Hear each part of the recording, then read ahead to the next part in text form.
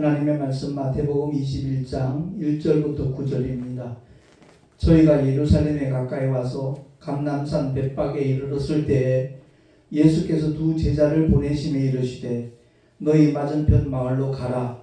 곧 매인 나귀와 나귀 새끼가 함께 있는 것을 보리니 풀어 내게로 끌고 오너라. 만일 누가 무슨 말을 하거든 주가 쓰시겠다 하라. 그리하면 즉시 보내리라 하시니 이는 선지자로 하신 말씀을 이루려 하심이라. 일렀으되 시온 딸에게 이르기를 내 왕이 내게 임하나니 그는 겸손하여 나귀 곧 멍에 매는 짐승의 새끼를 탔도다 하라 하였느니라.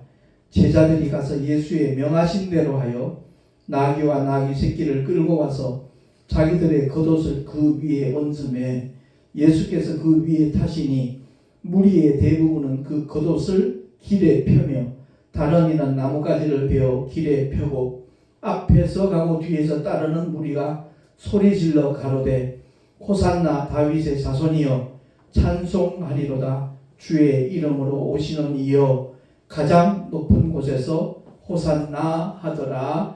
아멘. 기도하겠습니다. 하나님 아버지 감사합니다.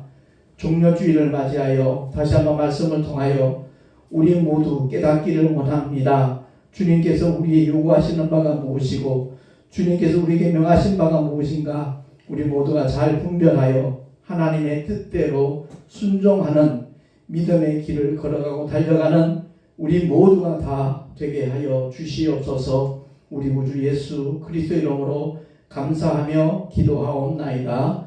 아멘.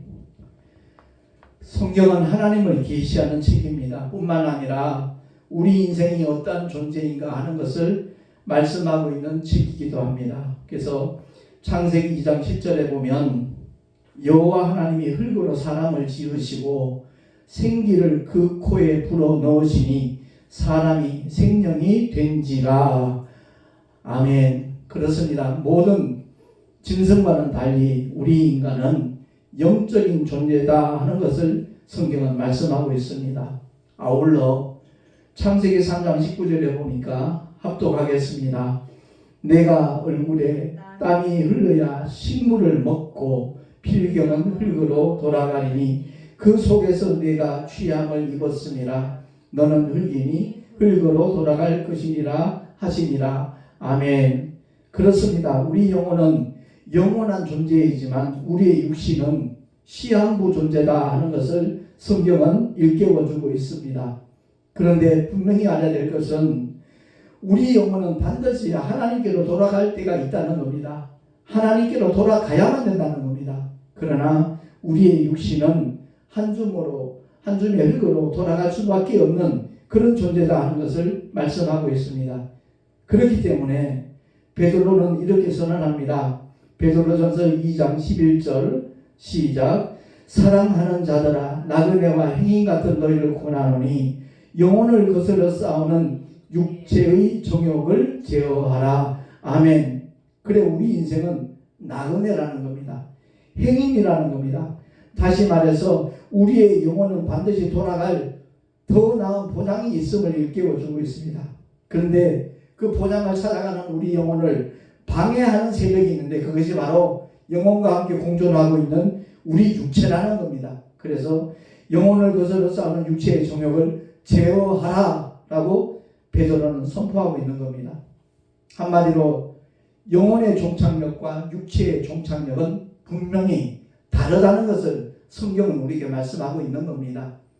사도신경으로 늘 신앙 고백을 하지만 제가 그 마지막 부분에서 몸이 다시 사는 것과 영혼이 사는 것을 믿사옵나이다 그 대목에 있어서 우리 모든 성도들이 분명히 알고 신앙 고백을 했으면 좋겠다 하는 그런 부분이 있습니다. 우리의 몸은 물질입니다. 물질은 영적인 세계 속에 못 들어갑니다. 다시 말해서 몸이 다시 산다고 할 때 지금 우리가 가지고 있는 이 육체와 똑같은 몸으로 다시 산다는 뜻이 아니라는 겁니다. 주님의 부활체처럼 그야말로 신령한 몸으로 변화되어서 저 천국에 들어갈 수 있다는 것을 알고 우리는 신앙 고백을 해야 된다는 그런 말씀입니다. 그래요. 그래서 사도 요한은 이와 같은 선언을 하잖아요. 베드로와 똑같은 맥락이지만 더 구체적으로 설명합니다. 요한일서 2장 15절에서 17절 말씀 시작. 이 세상이나 세상에 있는 것들을 사랑치 말라. 누구든지 세상을 사랑하면 아버지의 사랑이 그 속에 있지 아니하니 이는 세상에 있는 모든 것이 육신의 정욕과 안목의 정욕과 이생의 자랑이니 다 아버지께로 쫓아온 것이 아니요 세상으로 쫓아온 것이라. 이 세상도 그 정욕도 지나가되 오직 하나님의 뜻을 행하는 이는 영원히 거하느니라. 아멘. 마치 선악과를 따먹을 때 하와의 마음을 그대로 우리에게 표현하는 것과 같습니다. 먹음직도 하고 보암직도 하고 지혜롭게 할 만큼 탐스럽게 보여졌다라는 것이 바로 원수마귀가 옛뱀이 깨었을 때 하와의 마음의 상태였습니다. 그와 마찬가지로 이 세상 살아갈 때 우리 영혼을 거스러 싸우는 육체의 정욕을 더 구체적으로 표현한 것이 바로 육신의 정욕과 안목의 정욕과 이생의 자랑이라고 사도 요한은 말씀하고 있는 겁니다. 이 세상도 지나갈 것이고 그 정욕도 지나갈 것인데 오직 하나님의 뜻을 행하는 이는 영원히 거하느니라. 아멘. 그렇습니다. 이 세상을 얼마나 오래 살았는가 그것이 의미가 있는 것이 아니라 하나님의 말씀과 함께하는, 다시 말해서 하나님의 뜻을 행한 세월들이 얼마나 되느냐에 따라서 그가 누릴 분깃이 다를 것이라는 거죠. 그가 누릴 영광이 결정이 되어질 것이라는 겁니다. 아무튼 하나님의 뜻을 행하는 이는 영원히 거한다라고 성경은 약속을 하고 있습니다. 장례 예식장에서 많이 인용되는 성경 구절인데 야고보서 4장 14절에 이렇게 말씀하잖아요. 합독합니다. 너희 생명이 무엇이뇨? 너희는 잠깐 보이다가 없어지는 안개이라. 잠깐 보이다가 없어지는 안개가 바로 우리 육신의 생명이라는 겁니다. 우리의 목숨은 잠깐 보이다가 없어지는 안개지만 그 육신과 함께 거하는 우리의 영혼은 결코 소멸되지 않은 영원한 존재라 하는 것을 성경은 우리에게 일깨워주고 있는 겁니다. 그래서 사도 바울은 이런 고백을 하잖아요. 고린도 후서 4장 16절에서 18절 시작. 그러므로 우리가 낙심하지 아니하노니 겉사람은 후패하나 우리의 속은 날로 새롭도다. 우리의 잠시 받는 환난에 경한 것이 지극히 크고 영원한 영광에 중한 것을 이루게 함이니 우리의 돌아보는 것은 보이는 것이 아니요 보이지 않는 것이니 보이는 것은 잠깐이요 보이지 않는 것은 영원함이니라. 아멘. 저와 여러분은 무엇을 보고 삽니까? 눈에 보이는 세계입니까? 아니면 보이지 않는 영원한 세계입니까? 대다수의 사람들은 눈에 보이는 육신의 날들을 위해서 최선을 다하잖아요. 근데 영혼은 눈에 보이지 않습니다. 그 영혼의 날에 대해서는 전혀 무관심합니다. 왜? 원수마귀가 죄로 오염시켰기 때문에 그렇습니다. 그래서 신앙생활을 시작하면 영적인 눈이 열려지는 겁니다. 허물과 죄로 죽었던 우리를 주의 말씀으로 생명의 복음으로 예수의 보혈로 깨끗이 씻고 사하시기만 하면 그 사함받은 사람들은 하나님을 향하여 아바 아버지라 부를 수 있는 하나님의 가족의 그러한 자격이 부여되어지는 겁니다. 그야말로 하나님의 자녀된 권세까지 허락하시는 것이 하나님의 뜻이거든요. 그 요한복음 1장 11절에 보면 영접하는 자, 곧 그 이름을 믿는 자들에게는 하나님의 자녀가 되는 권세를 주셨다라고 성경은 선언하는 겁니다. 2000년 전 잠시 세상에 오셨다가 부활승천하신 그 주님을 우리가 영접을 어떻게 할 수 있겠습니까? 바로 구체적인 설명을 하잖아요. 곧 그 이름을 믿는 자, 성부와 성자와 성령 하나님의 이름인 예수, 아들에게 맡기신 아버지의 이름, 성령도 그 이름으로 보내심을 받았다 그러잖아요. 그 예수 이름을 믿는 모든 자에게 하나님의 자녀가 되는 권세까지 허락하시는 것이 아버지의 뜻이다 하는 것을 성경은 우리에게 말씀하고 있는 겁니다. 그래서 우리 모두가 다 정말 보이지 않는 영원한 나라를 사모하면서 베드로도 똑같은 고백을 하잖아요. 베드로 후서 3장 12절에서 13절 말씀 주보에 나와 있으니까 한번 합독하겠습니다. 하나님의 날이 임하기를 바라보고 간절히 사모하라. 그날에 하늘이 불에 타서 부러지고 체질이 뜨거운 물에 녹아지려니와 우리는 그의 약속대로 의에 거하는 바 새 하늘과 새 땅을 바라보도다. 아멘. 이 마지막 때 거짓 선지자와 이단들이 판을 쳐요. 그래서 하나님과 전혀 상관없는 하나님의 교회, 그 이름을 가지고 기존 교회에 좀 실망하고 낙심한 사람들의 영혼들을 노략질했습니다. 하나님의 교회, 그러니까 지금 모든 대다수의 교회들이 사람의 교회처럼 비춰졌거든요. 인간들이 주도하는 그런 교회처럼 느껴지니까 하나님의 교회라는 그 이름 하나 가지고 수많은 영혼들이 노략질을 당했습니다. 전혀 하나님과 상관없는, 안산홍이가 죽고 나니까 그 부인이 또 하나님 어머니라네. 거기에 미혹된 영혼들이 너무너무 많습니다.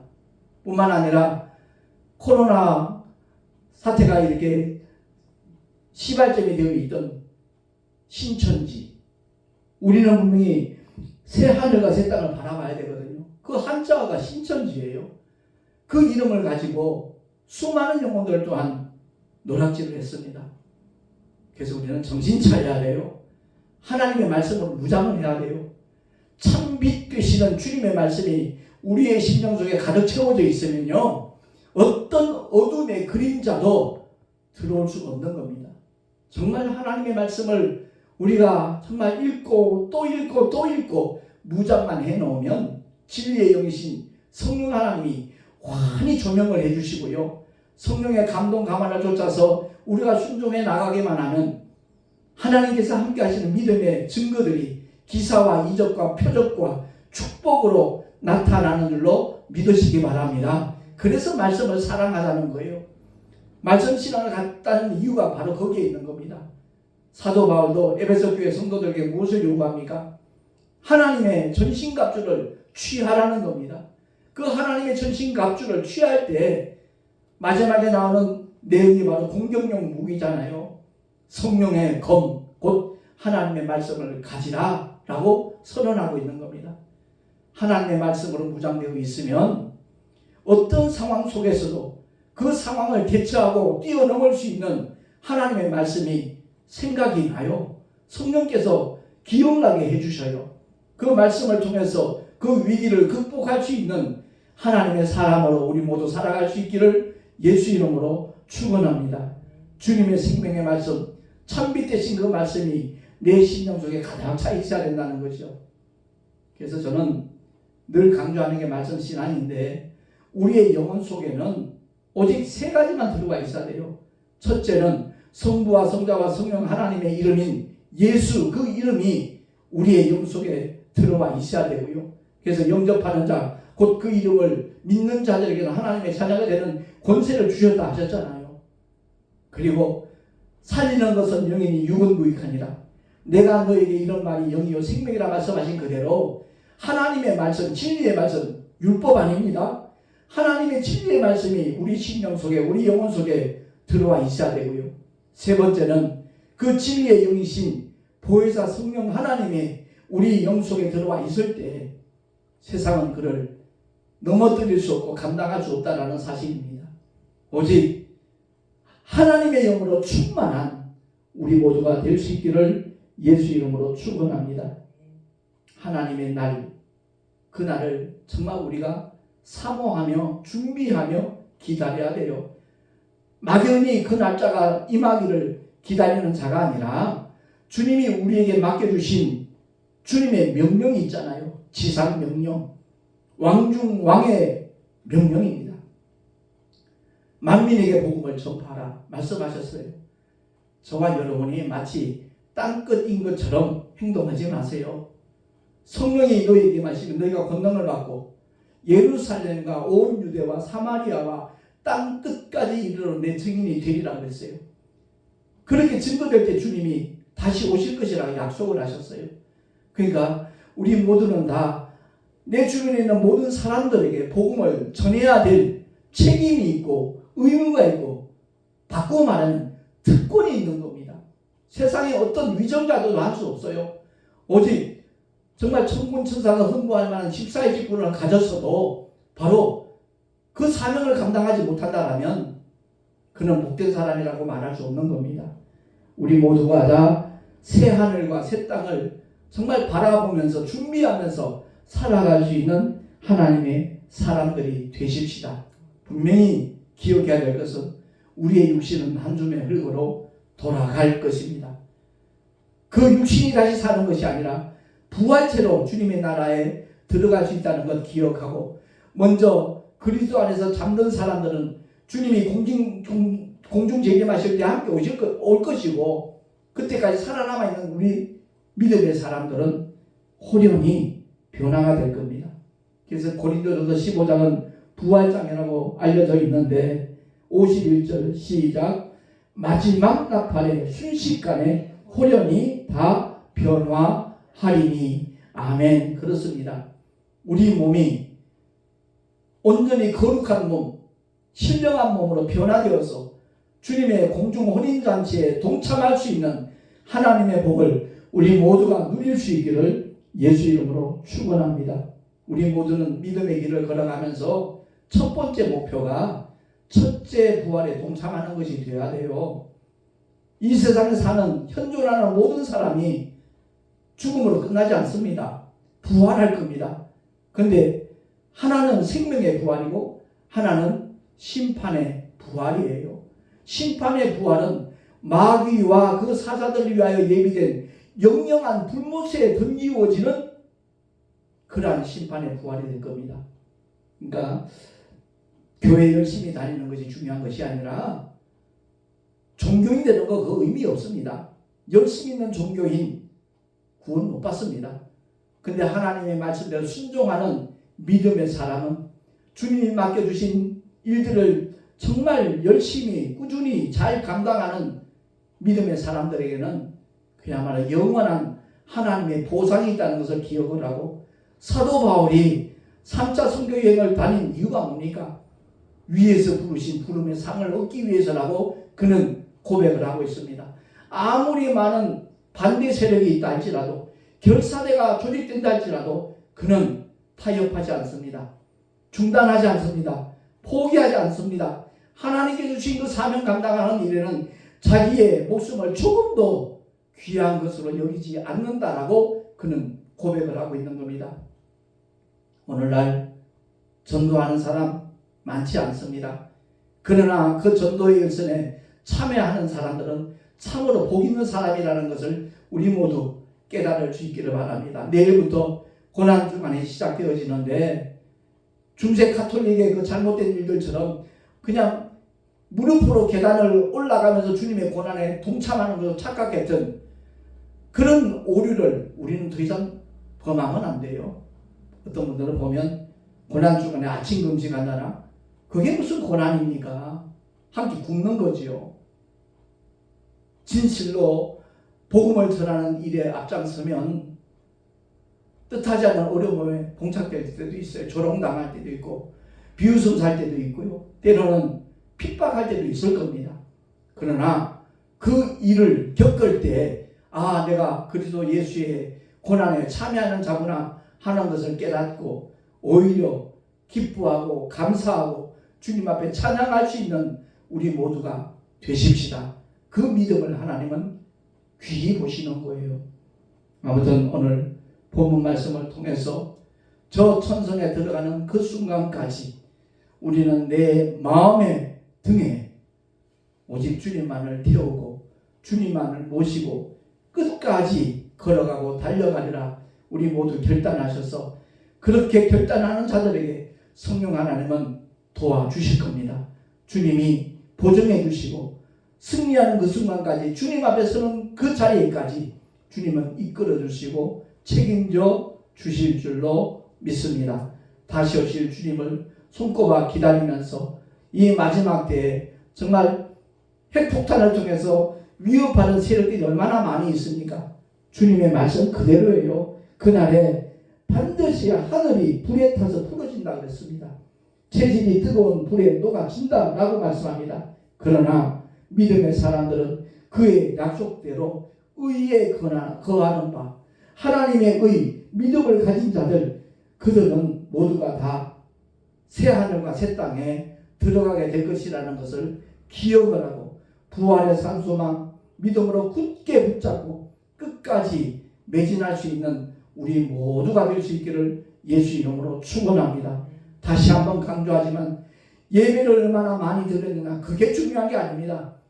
예배가 다 똑같은 예배가 아니라는 것도 알아야 됩니다. 분명히 주님이 일러주신 대로 오직 신령과 진정으로 예배하는 자를 하나님이 찾으신다라고 말씀하고 있습니다.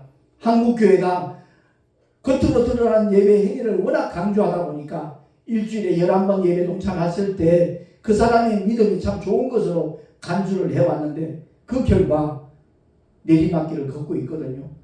장로들 중에도 사기꾼이 있고 목사들 중에도 그렇게 도둑질하는 사람들도 있고 별의별 사람들이 다 생겨나는 것은 겉으로 드러나는 현상, 그것 가지고 그 사람을 평가하기 때문에 그렇습니다.